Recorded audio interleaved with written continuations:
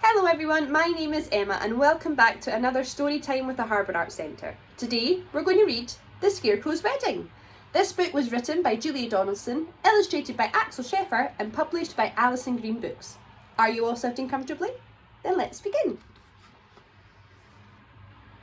Betty O'Barley and Harry O'Hay were scarecrows. They scared lots of crows every day. Harry loved Betty and Betty loved Harry. So Harry said, "Betty, my beauty, let's marry. Let's have a wedding, the best wedding yet, a wedding that no one will ever forget." Betty agreed, so they hugged and they kissed. Then Betty said, "Harry dear, let's make a list." "Just as you say," answered Harry O'Hay, so they wrote down the things they would need on the day.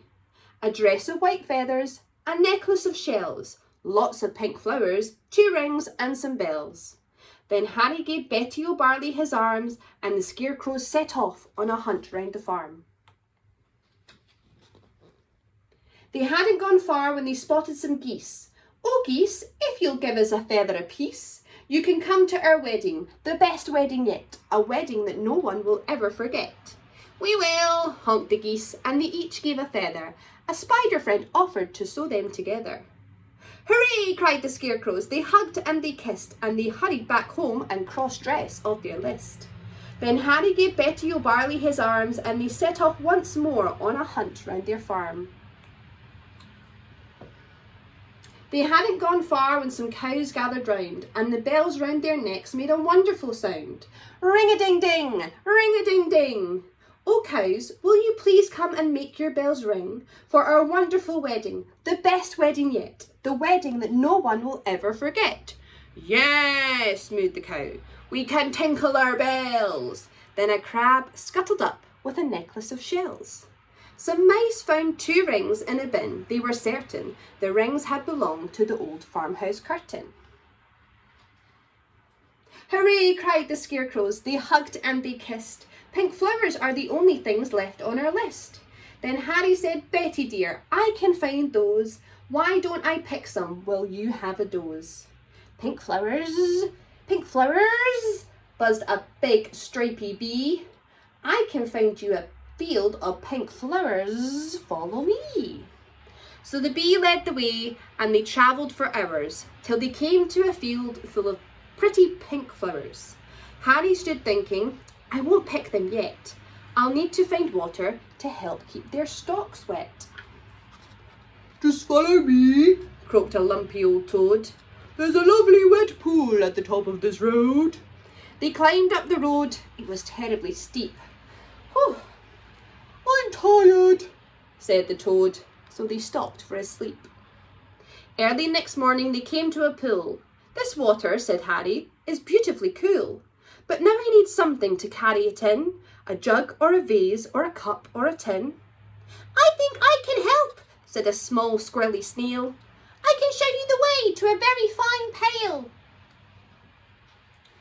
So the snail and the scarecrow set off on their way, but the snail was slow. It took more than a day. Betty was worried. "What's happened to Harry? Where is the scarecrow I'm planning to marry?" The farmer came by with a frown on his face. He had made a new scarecrow to take Harry's place.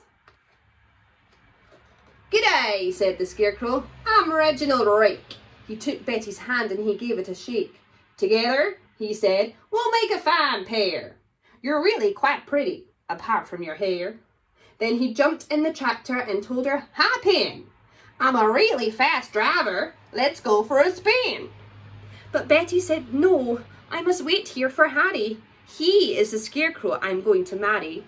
We're planning our wedding, the best wedding yet, the wedding that no one will ever forget." Reginald laughed. "You'll be waiting forever. Forget about Harry. I bet he's not clever." "I must be the cleverest scarecrow alive. I can sing lots of songs, I can dance, I can drive.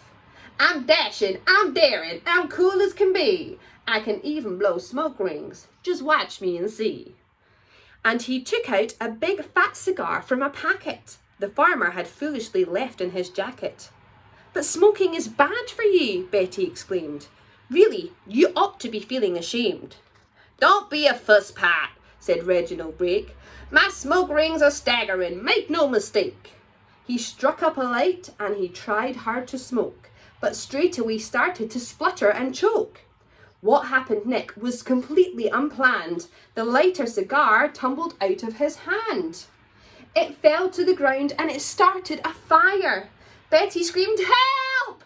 as the flames flickered higher. But Reginald Rake said, "I'd better be off." He bounded away with a terrible cough.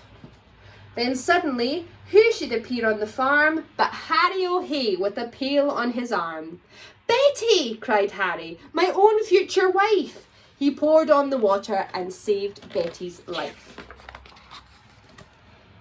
Then they picked up the flowers, they hugged and they kissed. And then they said, "Now that's everything crossed off the list." So Betty O'Barley and Harry O'Hay wed one another the very next day. And everyone, even the snail who was late, said, "Don't they look happy and don't they look great?" This they agreed as they sprinkled confetti on Harry O'Hay and beautiful Betty. Is the best wedding ever, the best wedding yet, the wedding that no one will ever forget. Thank you for joining us again, everyone, and I hope you'll be having a lovely summer. We'll see you again soon. Goodbye.